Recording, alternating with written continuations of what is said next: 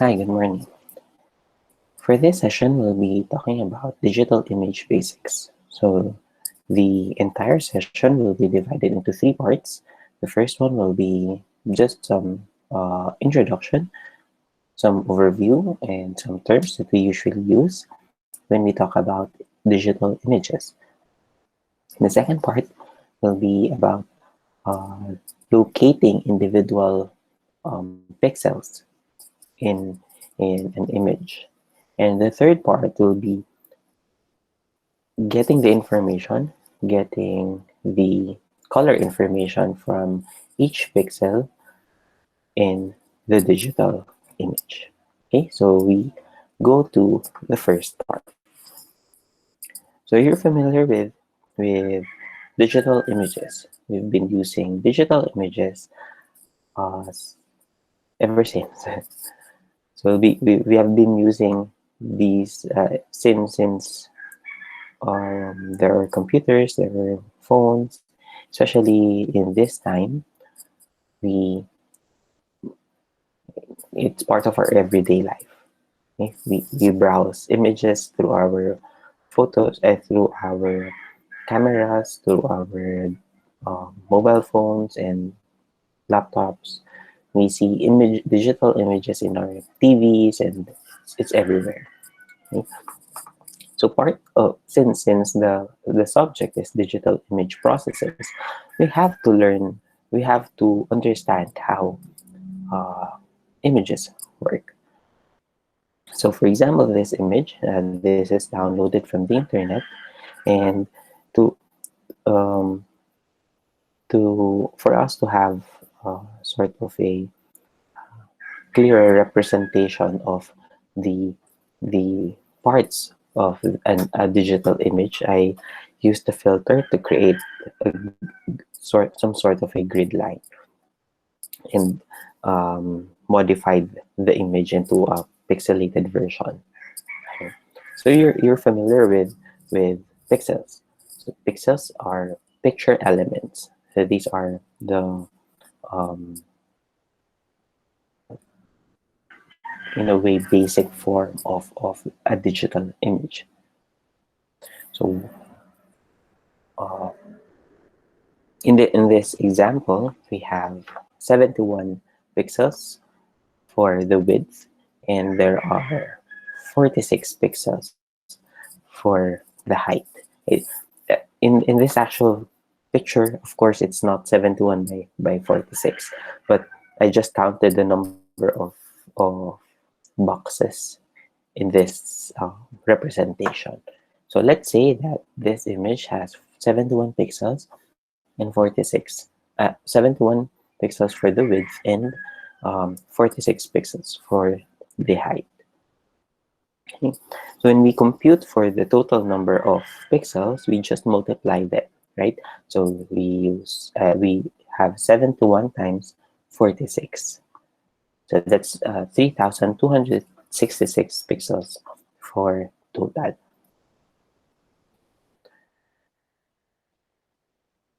Individually, we can zoom in a way to get information from this particular image. So how do computers and computers uh, get information? How do they uh, display information, color information, or the images information? So if zooming in, looking at the particular random location, we get these 6 pixels, individual pixels. So images are comprised of pixels, and then each pixel has at least three. No, for a colored picture, it has at least three information. Okay, so we have red, green, and blue. In some images, we also have a fourth one, which is alpha or transparency, but we won't be talking about that for this session. Okay, so we have three information. Uh, we have a uh, red channel, we have a green channel, and we have a blue channel.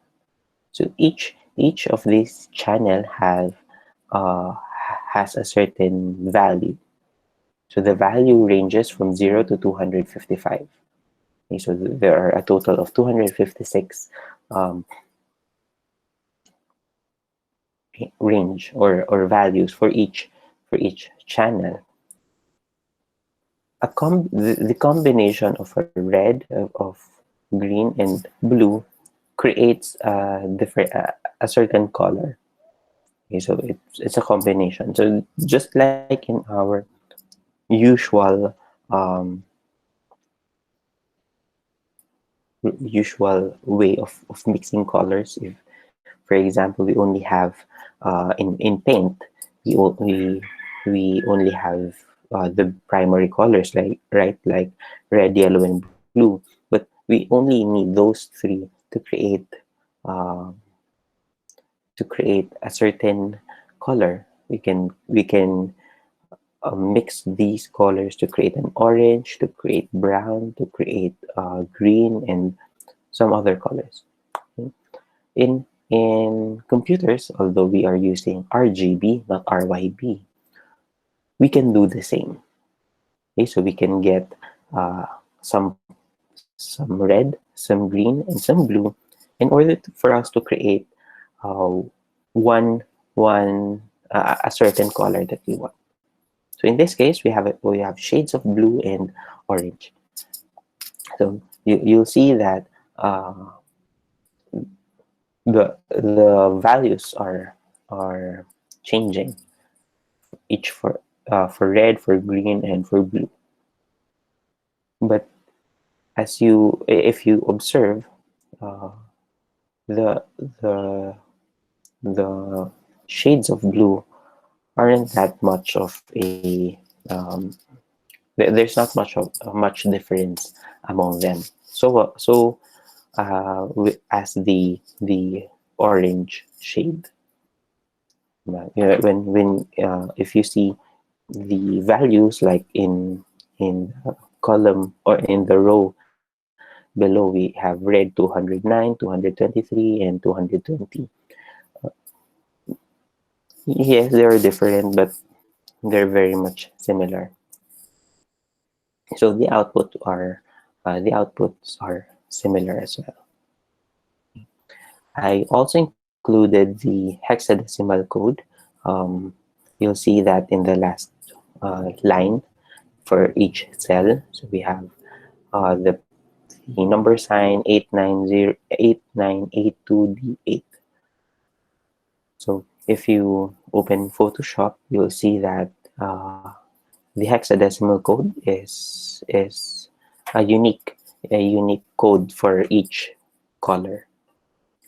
So it merges the red, the green, and the blue uh, the information to create one identification for a certain color.